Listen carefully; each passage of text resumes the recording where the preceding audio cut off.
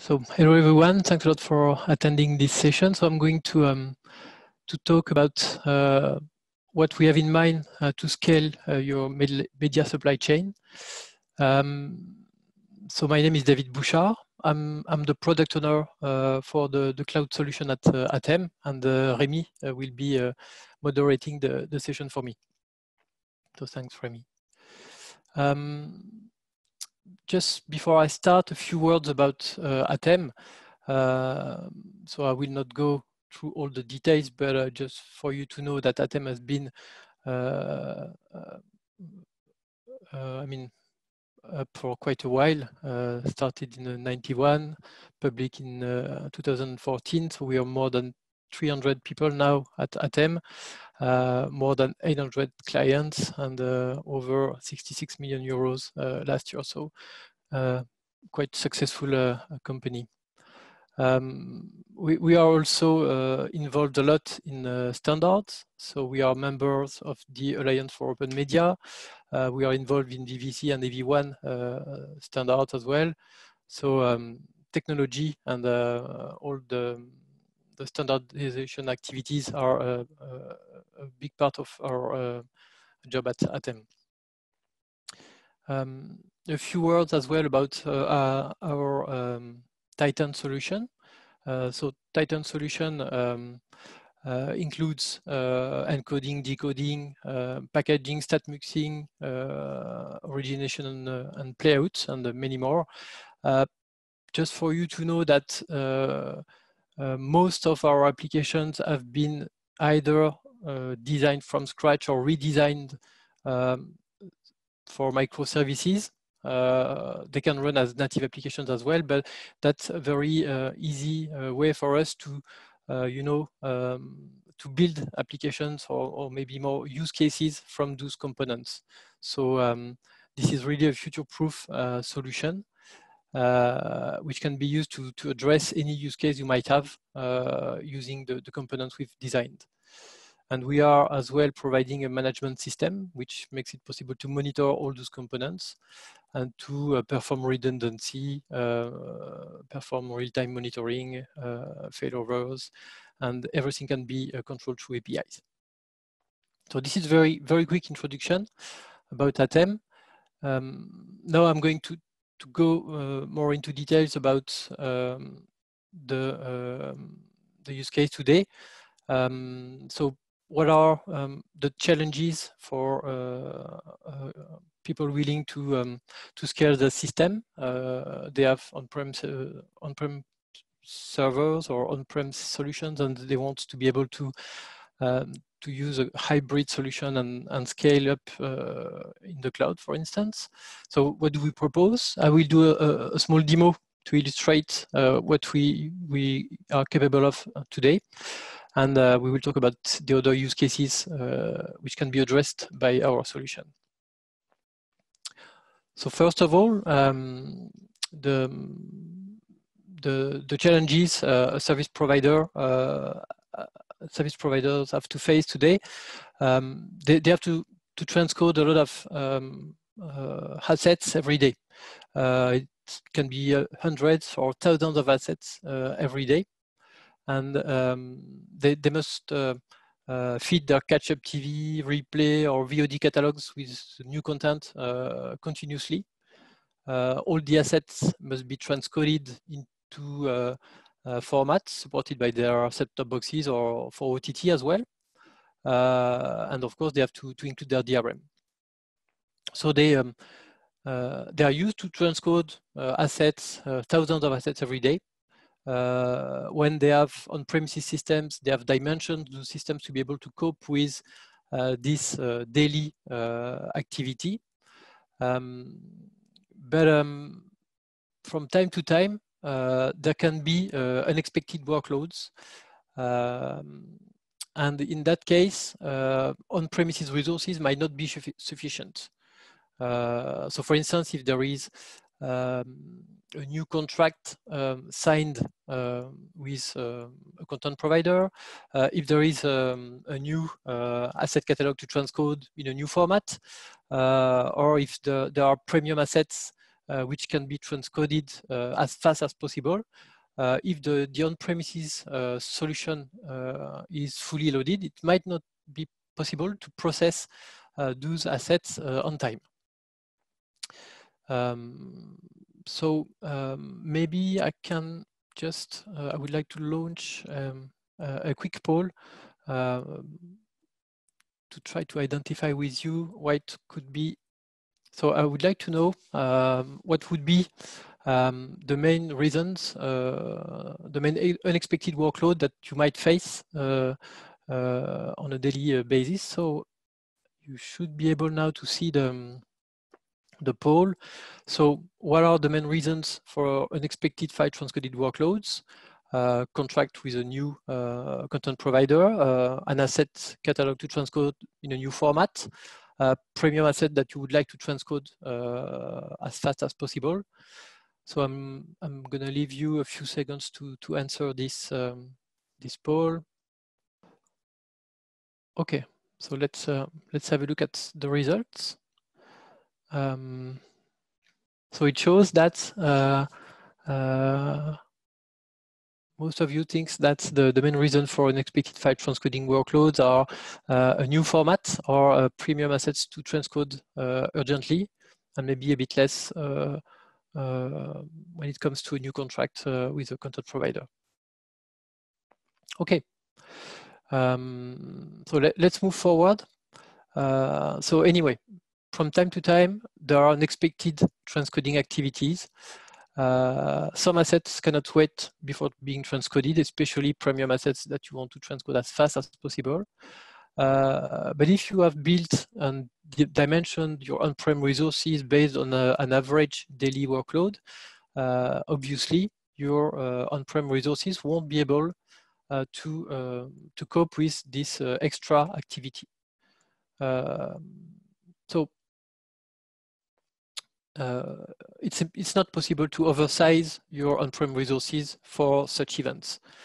You can see on the diagram above that if you dimension your system to cope with extraordinary high workloads, it would cost you twice the price that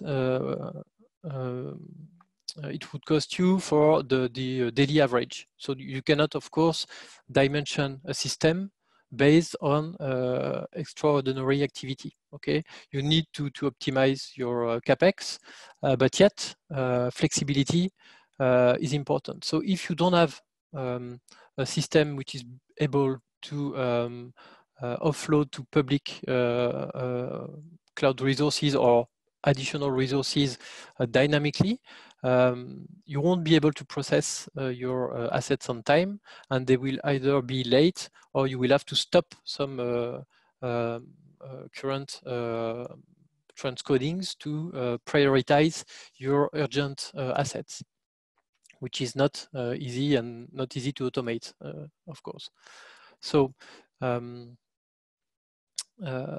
usually when you dimension your on-prem cluster capacity, you will have a look at the average number of assets you have to transcode every day. Maybe you will take a small margin to make sure that most of the time your cluster will be able, or your system will be able to cope with the workload. And you will eventually offload the remaining tasks to perform onto public clouds. So if you're able to do that, that's very valuable, because you have a stable and predictable capex. The on-prem resources are here for the daily workload, and there is no extra cost. This is stable price. And then if you are able to offload to public cloud dynamically, seamlessly, transparently, it will be a targeted and optimized OpEx, because you will pay for these extra resources only when needed. This is a very flexible way of dealing with unexpected workloads, because resources on public clouds can be activated and deactivated on demand. And of course, if you're able to switch on and off resources automatically, the optimization of OPEX will be optimum. Maybe your thought about the benefits of hybrid scaling. So again, I'm going to launch a poll. What would be for you the most important benefits of being able to offload some of your transcoding tasks on the public clouds? So I'm going to close the poll, share the results with you. So you can see that most of you think that the benefits of being able to do hybrid scaling is to optimize the OPEX and have a targeted OPEX. And then flexible offload is one benefit you mentioned as well. Okay, thanks a lot for sharing this with us. Let's let's see what ATEM can propose to answer this use case and requirements. So what is our value proposition? So we can we have an intelligent workflow manager we call SmartFlow, which is dedicated for media management. This workflow manager is able to load balance media processing tasks. So basically assets or VOD transcoding between multiple clusters. So it's a workflow manager which handles all the steps of the workflow. It is able to switch on resources hosted on public clouds. So for instance, let's say you need to switch on a VM, or you need to switch on a worker node on a Kubernetes cluster. This workflow manager will be able to perform these tasks. The workflow manager is able as well to copy the assets from the on-prem cluster to the public cloud storage. If you have a set of assets stored on your on-premises cluster and you want them to be processed on a public cloud solution, you need, of course, to transfer the assets from your on-premises solution to the public cloud storage. So this workflow manager is able to perform this task. It is, of course, able to trigger the transcoding through API calls to get back the file from the public cloud storage back to your on-premises solution. If there are any cleanup tasks to perform, the workflow manager can do it as well, and it can switch off the resources once they are not needed anymore. So let's recap how it works. Or maybe, no, I'm going to explain a bit how it works, because why do we call it an intelligent workflow manager? It does all the task a workflow manager can do today, plus some kind of machine learning and intelligent behavior to detect what is the best solution to perform a task. So let me explain. All the tasks must be requested with a due date. This workflow manager will decide, based on the requested due date, what is the best option. So each time a request is performed, it is tagged with a due date. So for instance, it can be an asset transcoding, so VOD transcoding, which is requested to be transcoded within 1 hour.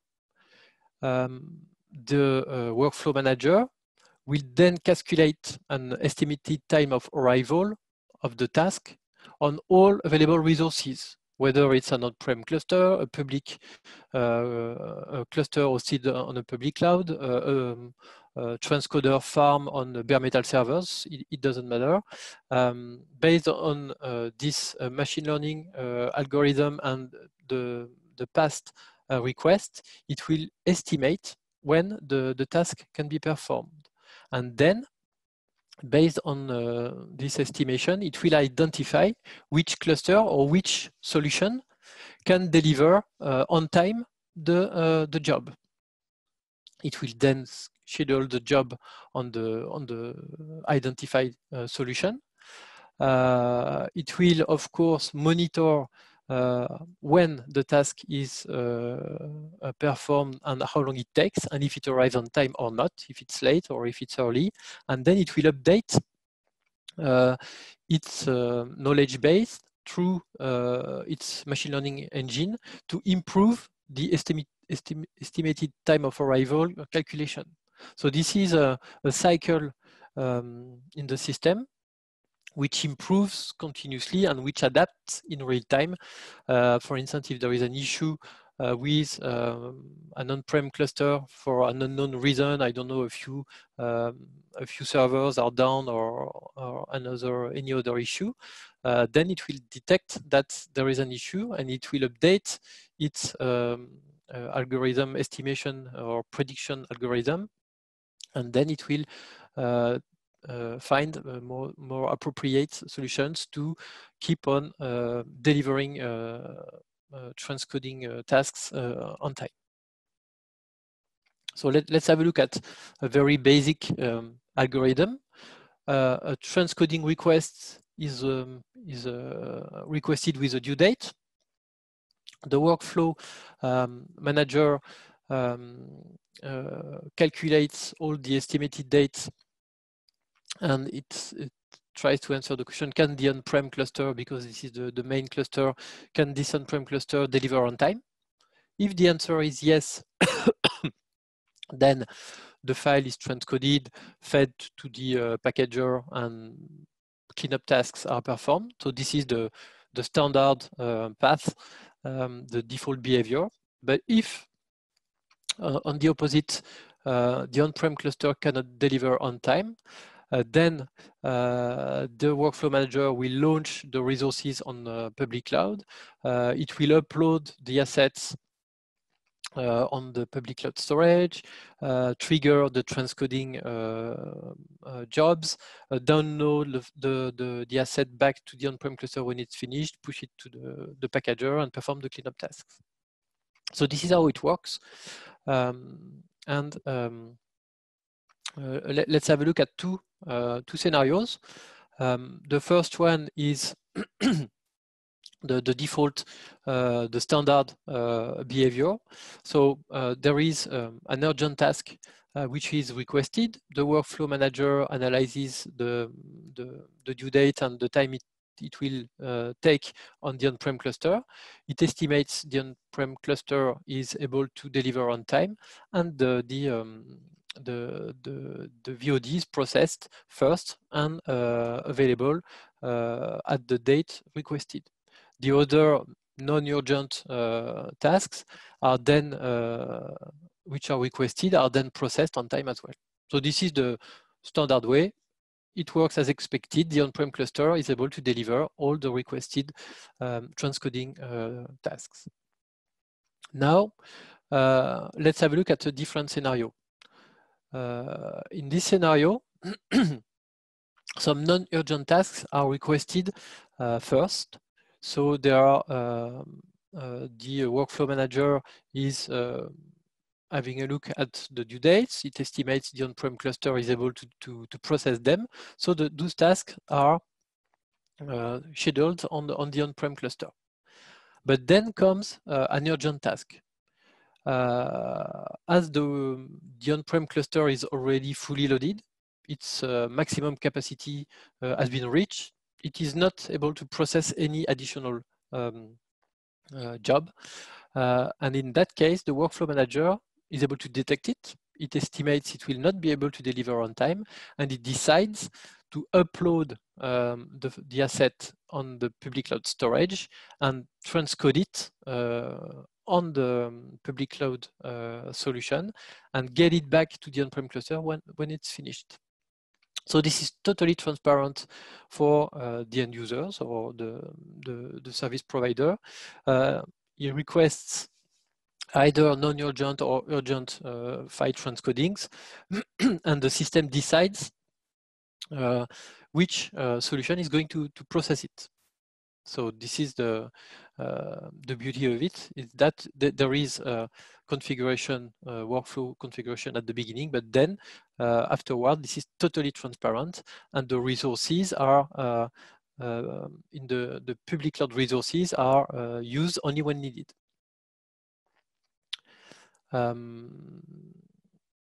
Maybe the best would be for me to do a small demo. I'm just going to have a look at the question first. Okay, so I will answer those questions at the end of the session. So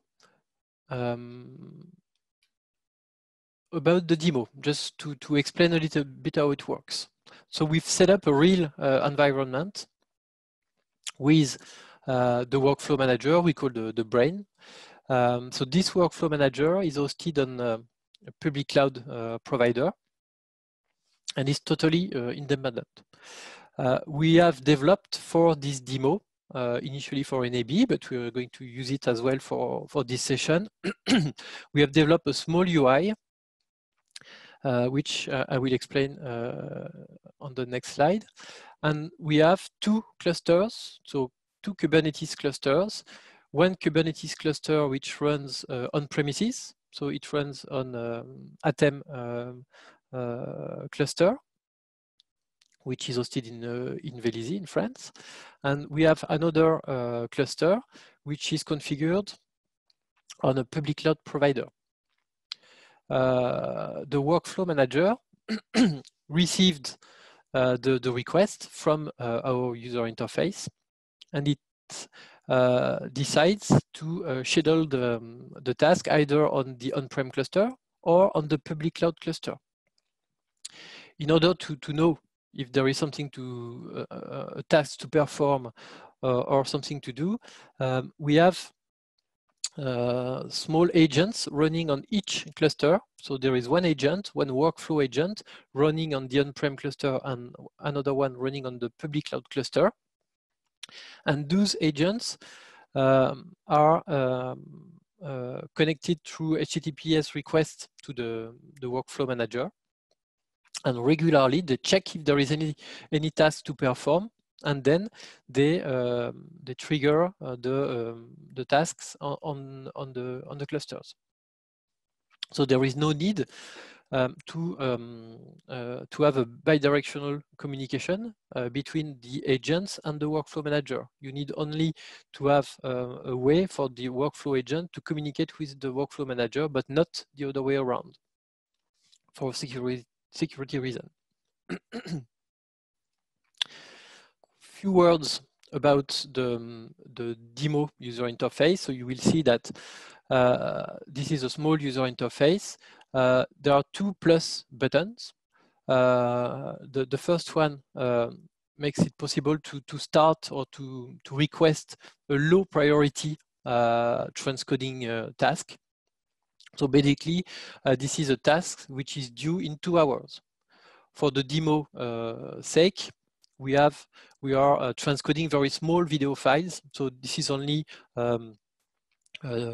10 or 15 second video clip, and it takes roughly 30 seconds to transcode the asset on the on-prem cluster or on the public cloud cluster. So if I click on the left-hand side button, it will request a transcoding within the next 2 hours. So this is not an urgent task. It is a task that has to be performed within 2 hours. On the other hand, if I click on the plus button with a star, this is an urgent task, which has to be completed within 2 minutes. So you will see that by clicking on those two buttons, I will trigger new transcoding requests. They will be displayed in the scheduled horizontal area here, and when they are performed on-prem, it will show in the second row, and when they are processed on the public cloud resources, they will show on the last row. A small progress bar shows the workload of the cluster. So again, for the demo, we have limited the on-premises cluster to 2 simultaneous transcodings. Of course, in a real-life environment, it would be more, but for the demo and to be able to offload dynamically to the public cloud cluster, we have limited to 2 transcoding simultaneously. Okay, so let's have a look at this demo. So here, as I told you, so I'm going to have to look left, sorry. So here, as I told you, 2 buttons to create new transcoding requests. And on the right-hand side, you can see on the top the Titan file, so our file transcoder, which is hosted on our on-premises cluster, Kubernetes cluster. And on the bottom, you can see another Titan file, but this time hosted on a public cloud provider. So just to show you, I'm going to request 2 non-urgent transcodings. So they will show in the scheduled row, and they should be processed by the on-prem cluster because they are non-urgent tasks, so they can be processed without any problem within 2 hours. Now, let me schedule 2 urgent tasks.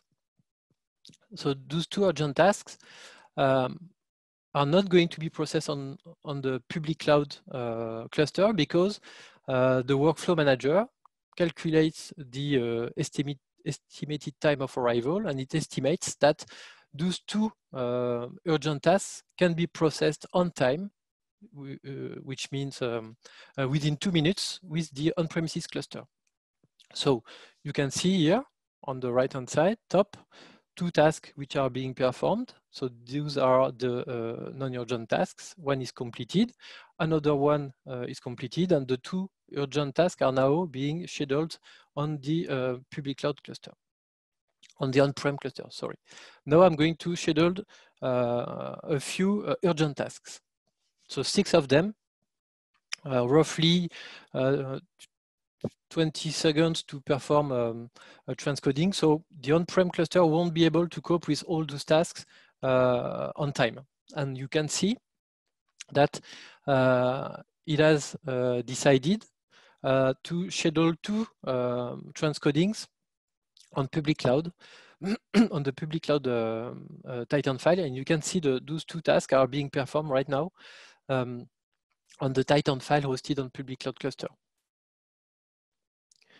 And then the 2 remaining urgent tasks are probably going to be processed by the on-premises cluster because it is capable of delivering on time.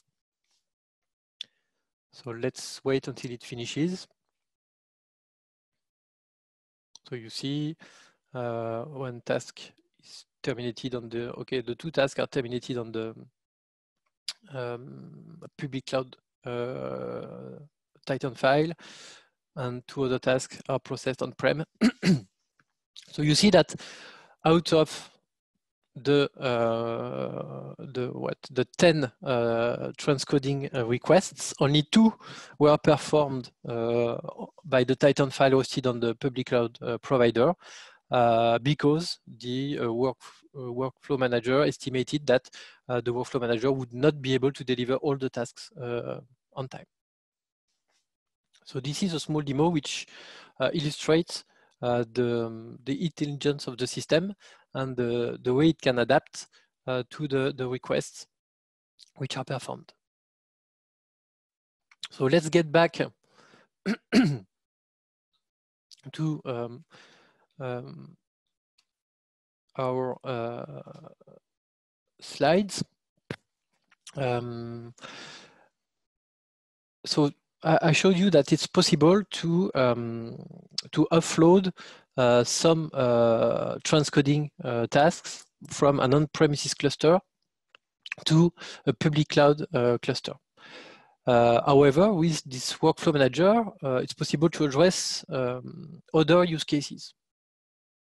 The first one is if you want to perform load balancing between multiple on-premises sites. You don't have to work with an on-premises cluster and a public cloud cluster. It works the same with two clusters or two farms on two different sites.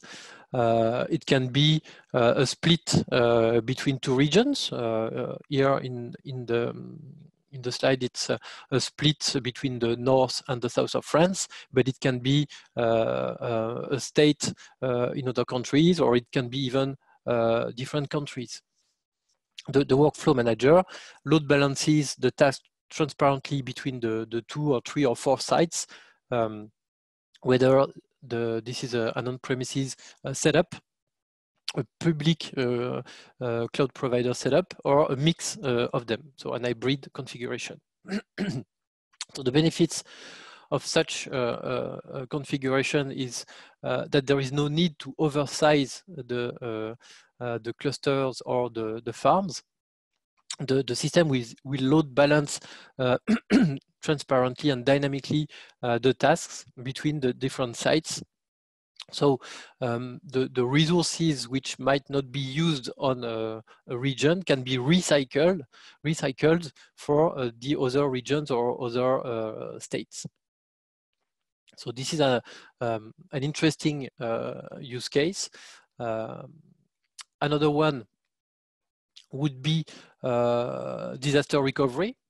It can be on-prem systems, but it can be on public clouds as well. So for daily operations, the on-prem cluster is able to process all the transcoding, the VOD transcoding. But if there is an issue with the on-prem solution, the workflow manager can be used to trigger a disaster recovery setup and route all the VOD transcoding tasks to this disaster recovery site. So the benefits, of course, is that you don't need to pay or to build a disaster recovery solution on-prem and to have it up and running 24/7. You can trigger this disaster recovery on demand. It can be with the new Kubernetes environments which are available today on the public cloud providers. It can be deployed within minutes, where it was taking sometimes several hours a few years back. It is now possible to deploy a whole Kubernetes cluster and to have it up and running within a few minutes. And of course, from a bill point of view, it is extremely interesting because you only pay the resources that you use. You don't have to have your disaster recovery site running all the time. You only pay when you trigger this disaster recovery system. The last use case that can be addressed is if you decide to build your own on-premises system, a service provider who wants to build an on-prem farm or cluster to transcode VOD. It's not easy to know how to dimension the system. So a good option could be to start with a setup hosted on a public cloud provider. to operate this system for a few weeks or a few months, and based on the activity, the average load, and the number of assets which are transcoded every day, decide on an on-prem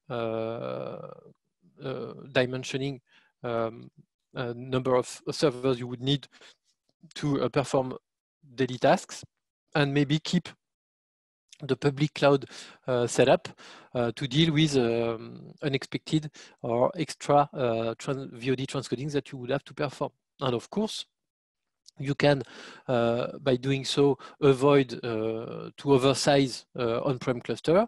You can load balance dynamically between the on-premises cluster and the public cloud setup. You can adapt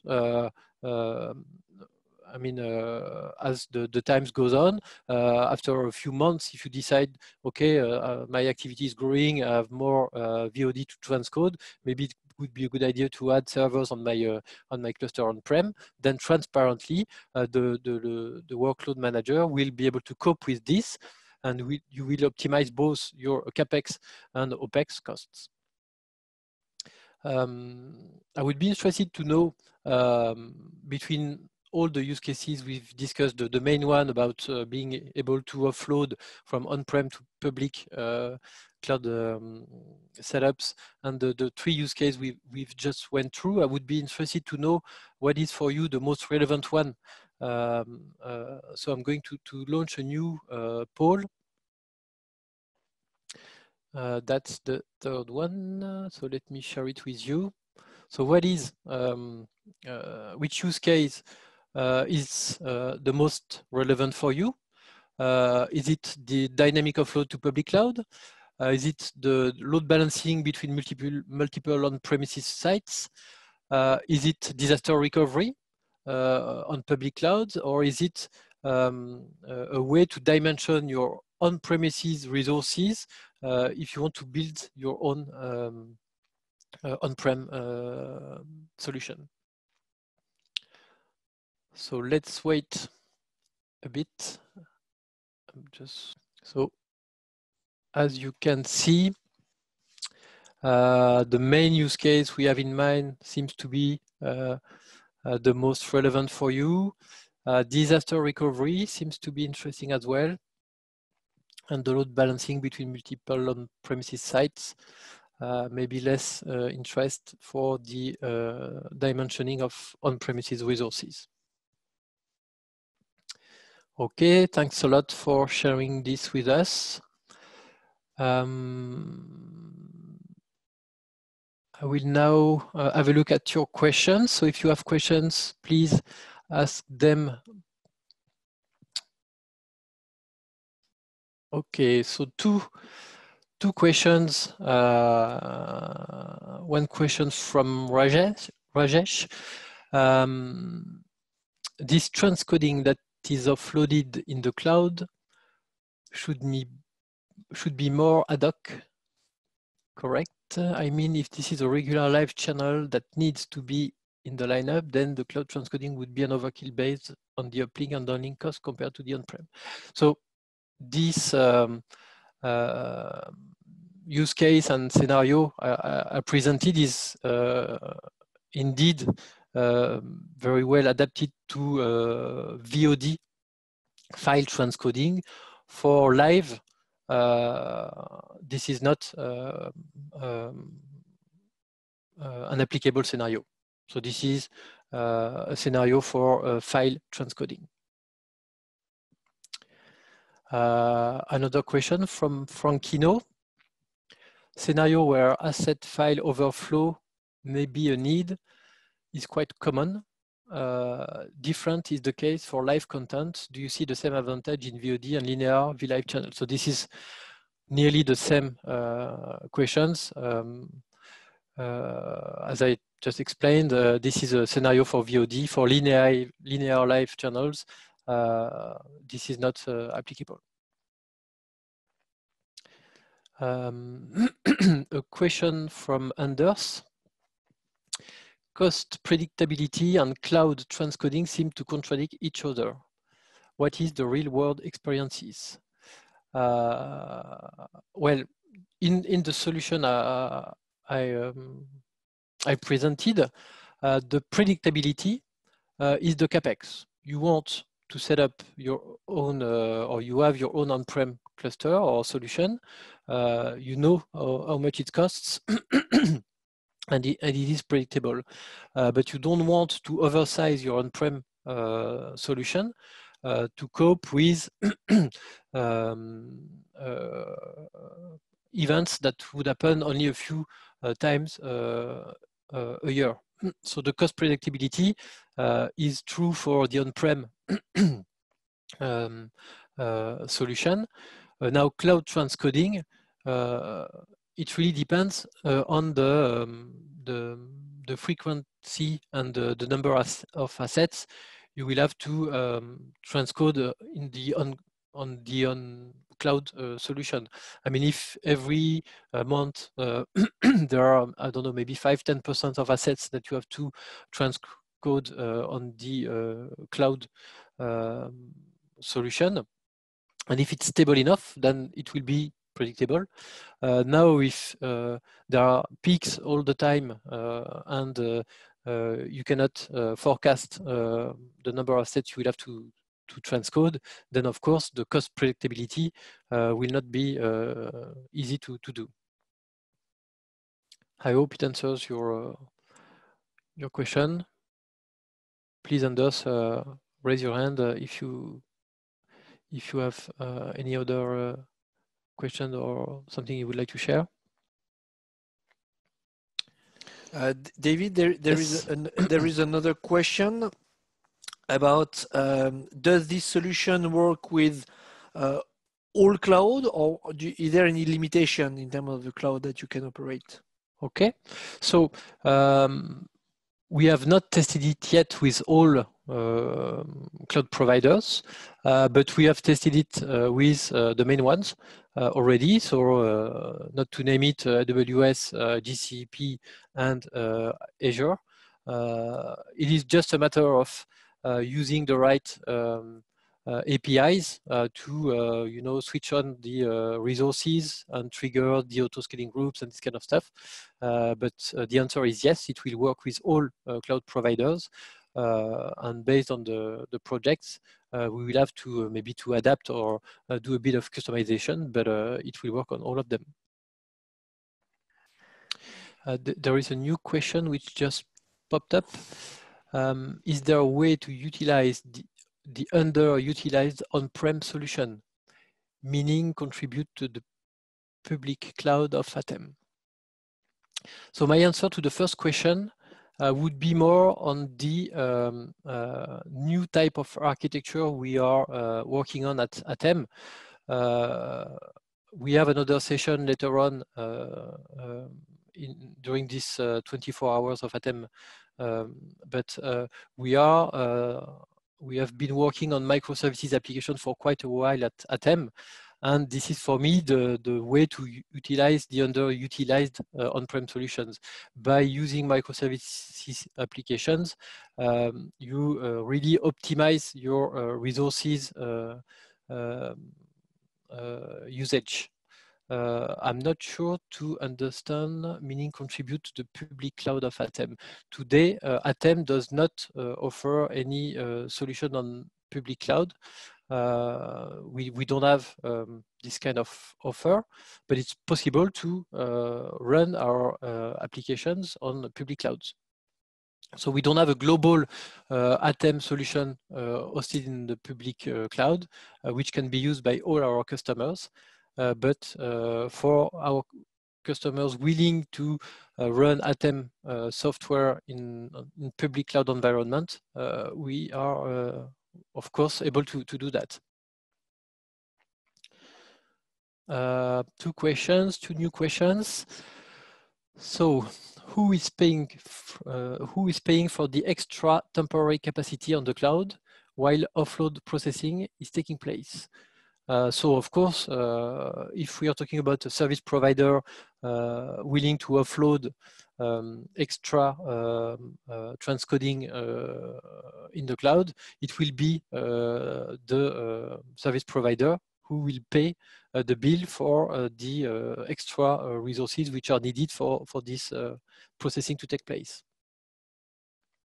Again, we don't provide at ATEM a global transcoding service hosted in public clouds.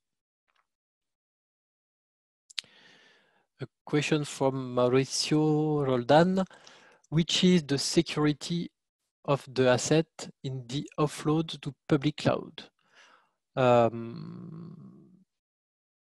So I guess you're worried about what could happen to the assets sent to the public cloud.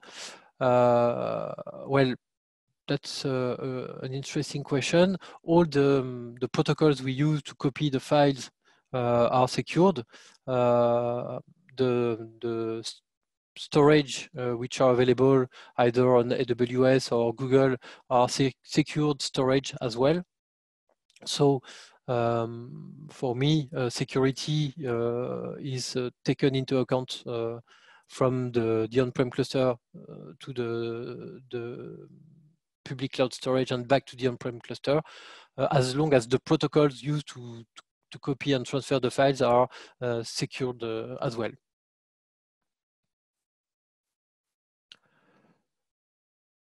I don't have any other question. Same thing here, David. Yep.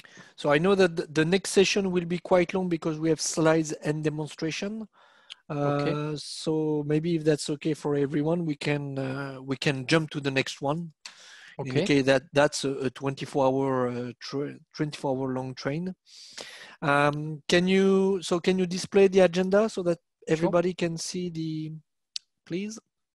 Thank you. While you are doing so, can you make me as an host? Of course. Thank you. So there will be session about the on-premise video cloud. So we will be covering similar but not exactly the same use case. We will be most likely talking about live domain. That will be covered by some of the people in this session. Then we will talk about bandwidth and codec, and then about how we can reduce the head-end cost, so greener and denser solution. Okay, so thank you for attending my session. Thank you for your questions. And I leave the floor to the next session.